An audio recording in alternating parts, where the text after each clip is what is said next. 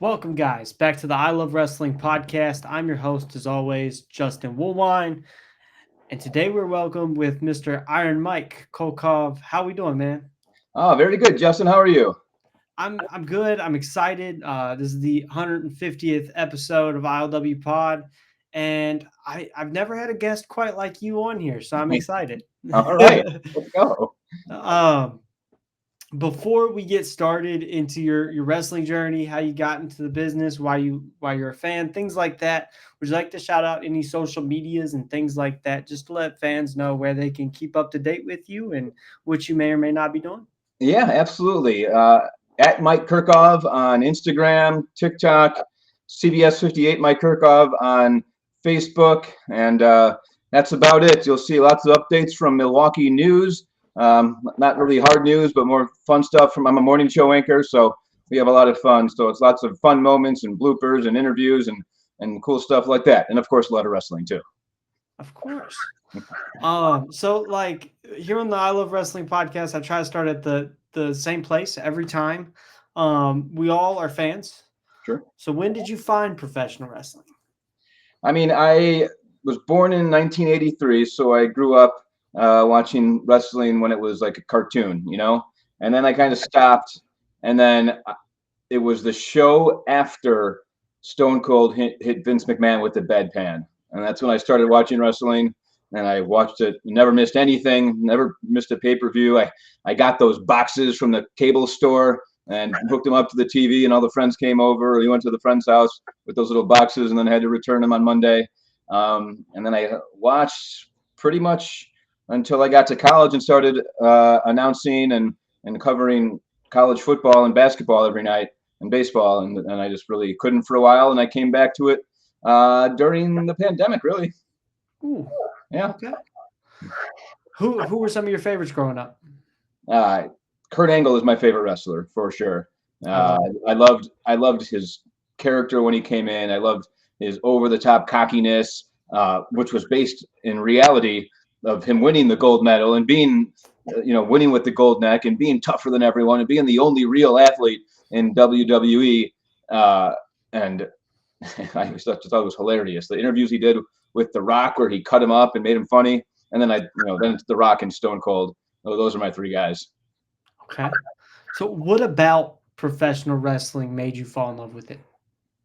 The story, the over the top. I mean, at the time, it was it was so popular. DX. I never really watched WCW. In fact, my biggest experience with WCW was playing the video game, which was so much better than Warzone. So, uh, and then when they merged, when THQ launched WrestleMania 2000, and then No Mercy, I still play No Mercy right now. And I love the storyline and the athleticism and the characters and just all that. It just caught me, and I came back to it. It was all right there. It was all right there again. Nice. So like growing up, did you have any ambitions to possibly become a professional wrestler, or did you always seek maybe going in the route you ended up going? Yeah, I mean, I backyard wrestled with my friends. We were in the TWF. I was Iron Mike Curkov then. My finisher was the Stunner then, and that was 23 years ago, and it hasn't changed very much. But never that wasn't really an option. I wasn't a mega athlete. I wasn't jacked or anything. I played football and hated working out. I mean, it was like I wanted to be like, to me, being a pro wrestler was like I wanted to be Batman or a Ninja Turtle. Like, okay, that can't happen. So that was never even crossed my mind to wrestle in a real ring like that. I mean, it would be fun. I always thought that, but I was never thought that was a possibility. Um, and I liked football when I was young. I was big and fast, and then everyone kept growing, and I was small and fast, and then not that fast, and then I just stopped playing football. And I joined the drama club in high school, and then from there I knew I just loved sports, and so I went into sports journalism in college and got a broadcast journalism degree. I followed the Western Illinois football team, announcing their games, shooting their games, editing their highlight tape together that they would show to pump up the team. And then same with basketball. I traveled with them all over the country, and I just did that and became a sports reporter and kept going on that track.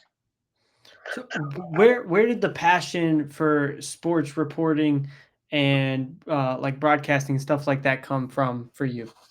It was the combination of love of sports and the desire to perform. You know, I was in I was in a play called Rehearsal for Murder. I did the variety show and like even little interstitial sketches between like the dance show in high school. You know, they had needed some kind of something between the dances while the dancers changed or whatever. And so I would do that. And and my favorite class was speech class. I loved giving speeches. I thought they were so fun. I never thought they were hard, and I never took them that seriously. I mean, they were just straight jokes the whole time. You know, they were teenager jokes, but still, it was so much fun. And so there was the performance plus the sports. Okay. Where did you get your first break when it came to journalism? Um, that's a fun story. So I graduated college and I got a job mulching a water park. You know, Okay. you got a wheelbarrow full of mulch, you bring it in, you dump it, you spread it around, you go back, fill up the wheelbarrow, bring it back. Yep. And all I did all day long, starting at 5 o'clock in the morning, and it was brutal. And then my friend sent me a Craigslist link to work the audio board at a minor league baseball stadium in our town called the Schaumburg Flyers, Schaumburg, Illinois. And it said the only catch is you have to know how to work this machine. And it gave the name of the machine because the person that left, and there was no one left in the building that knew how to work it, and the season was starting. And I was like, yeah, sure, of course I know how to, yeah, definitely know how to work that thing. Sign me up. And so I downloaded the directions and read them and figured it out on the interview. So I'm doing that, and then the Flyers were a strange organization. They had a lot of crazy ideas. They were, if anyone's familiar with this, maybe you remember hearing this. This was way back in 2006. They had a reality show following them, and it was on MSN.com. MSN. And you could vote on who's going to play which position. So you had the third baseman pitching, you had the outfielder playing catcher, and it was just an absolute disaster, but it got him a ton of press. Another thing that they did was auction off the play-by-play job on eBay in thirds of the season. And so when I was announcing, or when I was running the audio board, there was like a gap of 2 weeks where like the guy that won this one and the guy that won this one, there was like a gap where they couldn't fill in. And they knew I announced in college, and they said, do you want to try announcing? It's like, yeah, I'll go announce for 2 weeks. I went on this long road trip. While I was on the road trip, the director of media relations quit. And they called me while I was in Kansas City. They said, do you want to be the director of media relations? Absolutely, for sure. So I just kept saying yes to everything. And by the end of my time there, I was also the interim director of baseball operations, doing expedited visas for Japanese pitchers and ordering the baseballs and uniforms for the next year. And I don't know what the heck I'm doing, but I just think, yeah, I'll do it. And I got an interview at a TV station in Rockford, WIFR, Rockford, Illinois. And I think that experience is what put me over the person next to me. And then that's how I got the job. You know, I kept saying yes. And then when the opportunity came to be a sports reporter, an on-air sports reporter, me saying yes and that experience just kept propelling me. And I just kept saying yes to everything. And I still keep saying yes. What's funny about that is, believe it or not, I'm actually recording in Rockford, Illinois right now. So You really? it's quite the journey. Yes. Oh, That's amazing. yeah. So how did you get to start working with CBS? So that was a CBS affiliate in Rockford. So Okay. the way each market around the country works, and I grew up in the Chicago area, so I had no idea. I thought like everybody was these old veteran journalists that were on TV. Well, I got to Rockford and I realized that's just not the case. That they grew up with 22-year-olds fresh out of college just rotating in and out. I had no idea that happened. So the way that kind of works, it's kind of like minor league baseball. Each city has affiliates that are related to CBS. Like they have a contract. CBS is the big team, and WIFR, or the station I work at right now, WDJT, CBS 58, we have CBS programming on it, but we don't really have anything to do with CBS. I mean, I've never met Gail King. I've never met any of those people. I met Tony DeCopel, but only because the Republican National Convention was in Milwaukee, and we were both there covering it. But like, I don't work with those people. We're not in the same room. We'll likely never know each other. So I work for CBS kind of, but not actually at all. And so that's how it works all around the country. And those change. You know, the station I work at right now, a different station used to be the CBS, and then whenever their contract ended, it changed. Just like minor league baseball teams, they change their affiliation every 10, 15 years or whatever it is. Gotcha. Yeah. What has been like the most interesting maybe story you've been able to cover so far in your career? I've got like two different sides of my career. I was a sports reporter for the first half, and then I switched to morning news. So when I was a sports reporter, I went to, I mean, hundreds of high school football games and some really fantastic games. I was working in Wichita, Kansas, and I was there when Wichita State won the NIT the year before they went to the Final Four. I covered Kansas, Kansas University basketball and football, and Kansas State, and I was with them in the tournament, the March Madness tournament, and that was just an incredible experience. I did a weekend workbench, like a home improvement show in Chicago that was on WGN, and also worked on a show called Chicago's Best a little bit. I've been to 2 Super Bowls, which was really, really cool. I'm very thankful for that. I flew in a fighter jet.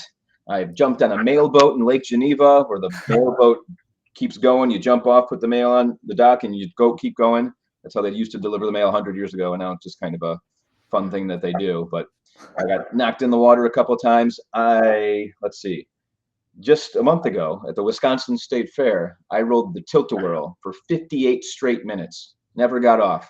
It only stopped when the engine needed a break for 90 seconds, and then kept going right back around again. And I'm never going to ride a tilt-a-whirl again. I'll tell you that much. Okay, that sounds like a rough ride. Yeah, it was the 58 challenge. We tried to find things at the State Fair to do 58 times. The first one was go up and down the giant slide 58 times without stopping. That took me 2.5 hours, and I was dripping sweat. The next year, we rode the giant Ferris wheel 58 times around in a row, and I was just kind of sitting there. That was no big deal. And then the tilt-a-whirl was a different kind of test of will. Sounds like a different beast all entirely. Whatever you imagine, that's exactly what it was. Yeah. So earlier you mentioned that during the pandemic or around the pandemic, you got back into wrestling. What drew you back into it? The WWE Network was free. I was working from home. I was just watching old matches and stuff, and I just got basically picked up where I left off. I mean, there was a long time where the product was kind of down, and then it started firing back up right around that time. And I was into all of it. And I watched that WrestleMania in this basement, actually, on WWE Network, where there was no crowd. And then the next morning I was live on the news down here, anchoring the news. Okay. Yeah. Coming back to it, seeing this whole new cast of characters and different individuals, who stuck out to you in this newer regime of WWE now that you've come back? I really love Seth Rollins. I love everything. I love the theatricality of everything that he does. I think he's a great heel, and I'm a face wrestling and Great Lakes Championship Wrestling here in Wisconsin, and so I think it would be super fun to be a heel. And I just love what Seth Rollins is doing. Braun Breaker right now is awesome. Rhea Ripley and Seth Rollins are my 2 favorite at the moment. Definitely. I think Braun Breaker is one of those guys that we'll be seeing a lot of for the next 15, 20 years. Oh, yeah. Guaranteed. Yeah. And Chad Gable. You know how much Kurt Angle's my favorite wrestler. Gable is so similar. And I don't know who El Grande Americano is, but I like what he's doing too. I agree. How did you get acclimated with Great Lake Championship Wrestling? So this started, gosh, I want to say 2019. I did a story with Bulletproof Ben McCoy because I heard him on the Colt Cabana podcast, and he said he was from Kenosha, which is in our viewing area, Kenosha, Wisconsin. And Ben McCoy, he wrestled, entered the Army, was shot by a sniper. Actually, the anniversary of that was just a few days ago. Shot by a sniper in the face. You know, he had the bullet lodged in there, severe damage, lots of trauma, lots of mental trauma. And he came back home, recovered from all that. And as you can imagine, he's told the story plenty of times, was depressed, had a lot of PTSD. And one of the things that he thought would help come back is to wrestle again. And he asked the doctor if he could do it, and the doctor said, well, it's controlled, right? And you could not get hit where you got shot in the face. And yeah, I said, well, go do it if it's going to help you. And he did. And so I did a story on him. And while I was doing that story, I met Dave Hero and Cal Hero. Cal at the time was 17, 18 years old, had just quit all of the high school sports at Cedarburg High School, just high school, which is the next town over from where I currently live, a far north suburb of Milwaukee. And you could just tell, like, he had just quit and just started training, and you could tell that he was good. You could tell he had something special, even 6 years ago when he was 17. And so I did a story on him. And so I developed a relationship with Dave and Cal. Cal's dad, Dave Hero, is one of the biggest promoters in Wisconsin. He owns Great Lakes Championship Wrestling. And so when they would bring a show to town and bring a name in, he would say, hey, do you want to interview Mick Foley on your newscast to help promote the show? Oh, for sure. I'd love to do that. How about Eric Bischoff? Sure, absolutely. How about Big Show? Yeah, for sure. Or whoever it was at the time. I think Big Show was actually AEW, but still. So he kept feeding me these guys, and it kept going really well. And eventually said, do you want to wrestle? Do you want to get in the ring and do something? And I was like, I told you the story about the Schaumburg Flyers. Absolutely, I do. Yes, definitely. But I didn't want to be one of those guys, no offense to any of those guys, that just goes in there and pushes around like, I got you, woo, like, and that's it. I was like, yeah, I want to do it, but I want to really train, like, for real. Train as a wrestler, train in the gym. So I hired a personal trainer, and then Dave helped me get in the ring a couple times a month in the 6 or so months leading up to it. And I didn't tell anybody. I told my wife, I told my boss, and I told my executive producer at work, because it was going to, we were going to do some stuff on a newscast about it. But I didn't tell anyone exactly what was happening. And so when I came out there in that ring, and I was a lot bigger than I had ever been before, and they saw, oh, he's wrestling a full real match. Everyone was just shocked. And I think my teammates, I was with Austin and Colton Gunn, they were shocked. I wrestled against Kevin Thorne and Ryan Cross and Jeff Luxon, 2 local guys, the GLCW Tag Team Champions. So it was a 6-man tag, and it went really, really well. The crowd was super into it, and I kind of got the performance stuff much quicker than the physical stuff. And so then we said, let's do it again. Did it again. 6 months later, Al Snow and I are tag team champions. And 4 years later, I've had close to 40 matches at this point, and been in some great feuds, had some great shows, and I'm loving every single freaking minute of it. So how difficult was that training process for you? I mean, most people start the training process, when they're in high school or right after high school. Obviously, you waited some time to do that. Was it hard to acclimate yourself to taking bumps and to running ropes and things like that? Oh yeah. I mean, I was 37 when I started. So, and I had blown some hamstrings a couple of times playing slow pitch softball. So I was a lot slower than I used to be. But I don't want to sound like I'm bragging, but I think I took to it pretty well. I was not afraid to bump. I was not afraid to flip. I mean, I've done 10 or so moonsaults or lion salts in matches, and I was ready to go right away. In my second match, I was doing a lion salt off the second rope. It was ugly as sin, but I wasn't afraid to do it. And I think that was the biggest thing. I wasn't afraid to try it, and I wasn't afraid to look dumb or hit the mat hard. And so I think pretty early on in the training process, they were like, all right, we can work with this. Let's go. And obviously, I'm sure you've talked to many wrestlers. The hardest thing is to just slow down, is to understand how little you have to do to make a big impact. And that's something I'm still learning. How surreal was it to be, in your first match working with or teaming with guys that are on TV, working television, and then across the ring from guys that have been on TV and that are currently champions and things like that? Yeah. I mean, it's been unreal. I mean, to be a tag champion with Al Snow, a guy I played with on WrestleMania 2000 and even Warzone, to wrestled my first match at Blizzard Brawl in December of 21 with the Gun Club on my side, and then they win the championship, the tag titles, I think like a week or later, maybe a month later in AEW. And then a year after that, I'm in another match with Kevin Thorne, and I get jumped, and Billy Gunn comes running out, and he rescues me and helps me win. And we're celebrating together. We're scissoring in the middle of the ring, and I've been wrestling. Like all of it's surreal. And Dustin Rhodes was like, "Hey, great match, man!" Like what? Last December, Chavo Guerrero was watching my match. Like everything is so surreal. It's just unbelievable.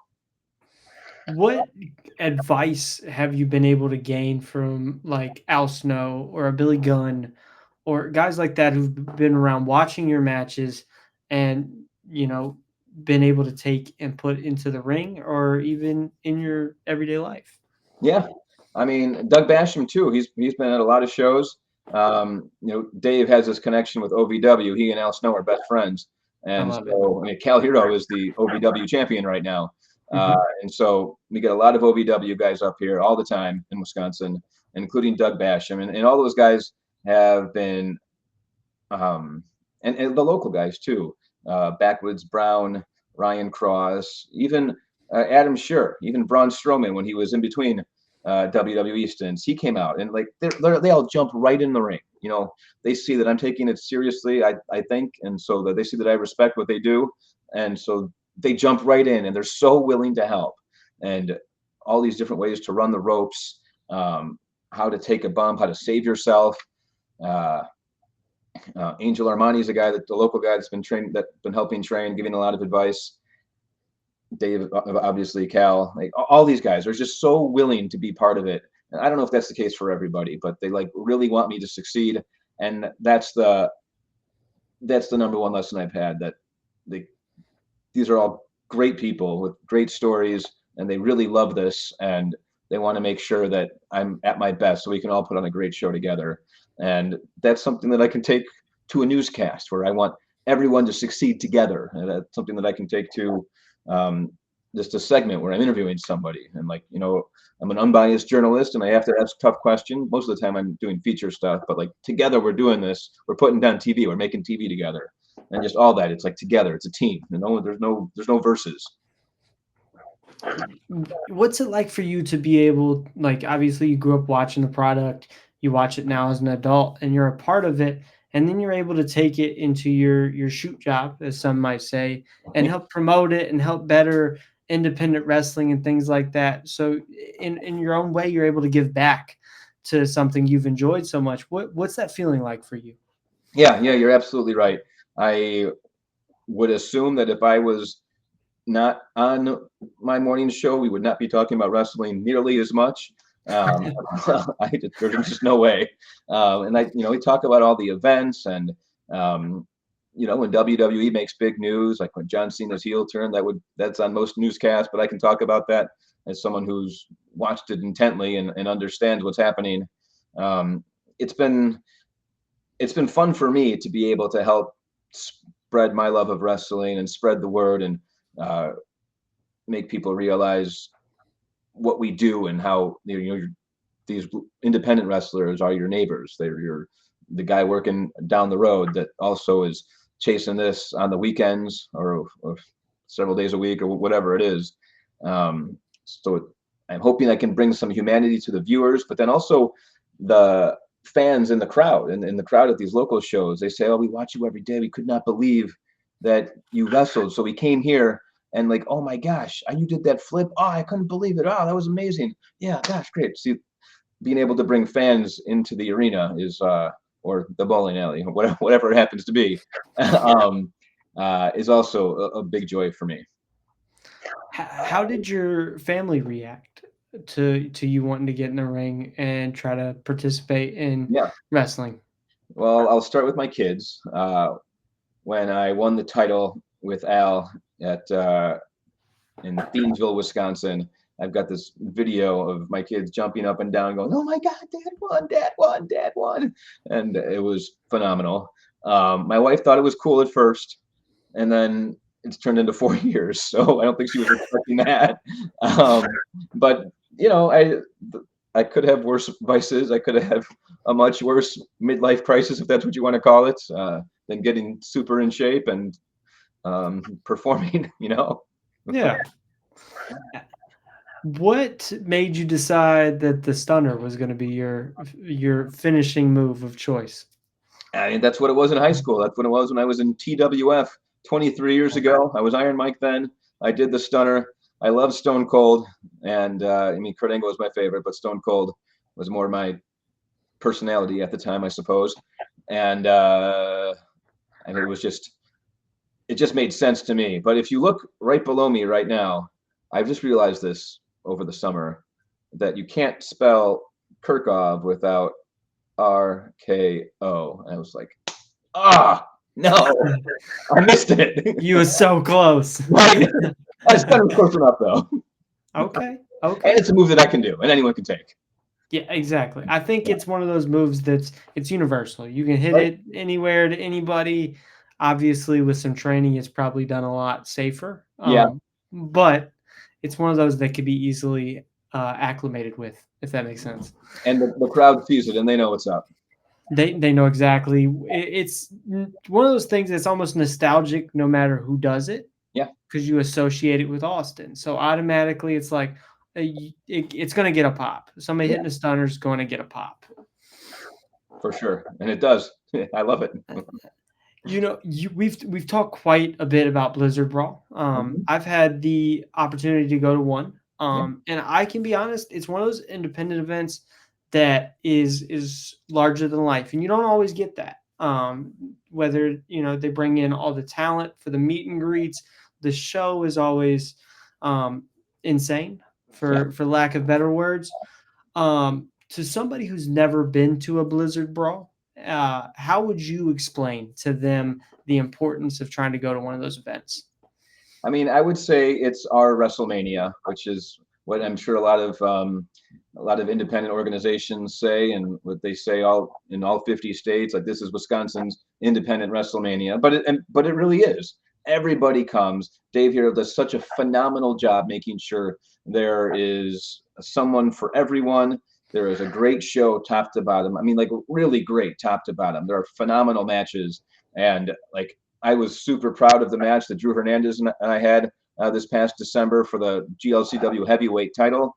And I mean, I obviously saw that one, but I was like waiting so long to see the rest of the show because it was so good, and it really was so good. And it's all up there on the GLCW YouTube page. But it's so good, but it's also like, there's so many fans, obviously, but there's so many new fans that are coming. I'd like to think that I bring in a few from the morning show viewers, and like, this is fantastic. I had never been to a wrestling event like this, and it's just a show top to bottom. People think whatever they think about pro wrestling, but Blizzard Brawl shows them that they're wrong. It really is something special.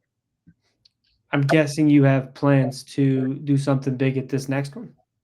I sure hope so. I mean, I haven't gone that far yet, but I told Dave Hero I want to make sure that I get another opportunity. I mean, I got screwed out of the heavyweight title 2 shows in a row. One, Drew Hernandez hiding under the ring during an entire Royal Rumble for the belt, which I thought I had won, and that set up our match at Blizzard Brawl when Angel Armani, who was a special guest ref, who, I mean, I faced several times and then beaten him several times. I don't know how he got the ref job, but he went 1, 2, ow. He couldn't finish counting, and the crowd, oh my gosh, the crowd was so mad. It was so fun. So I was just watching a clip of that the other day, and I turned the volume way up, and I was like, yes, that was great. What's that feeling like for you, being able to evoke so much emotion out of a crowd? I mean, it's an enormous sense of pride. I mean, I've only been doing it 4 years, and at that, you know, a lot of wrestlers wrestle 4 nights a week, Thursday, Friday, Saturday, Sunday, and I'm doing the most I've ever done was 2 shows in one weekend, and usually it's about 2 a month or 1 a month, and sometimes there's big, like, I haven't wrestled since July at this point. I've got 2 shows coming up in October, but like, I haven't had that experience that often. Is what I'm trying to say. So when that happens, I just I'm so proud of the work that we put into it and the story that we were able to tell and the pacing from everybody. Waiting to just the right moment and feeding off the crowd, like all that stuff. I really felt like, man, it's going pretty well. I like this. What's been your favorite moment so far in your 4-year journey? Scissoring daddy ass in the middle of the ring in the second show, or the second Blizzard Brawl I did, winning the tag team titles with Al Snow, and then the month-long reign, which happened to be over the 4th of July parade where I got to hold it. I coached a lot of Little League, so I brought it to the games, and all the kids loved it.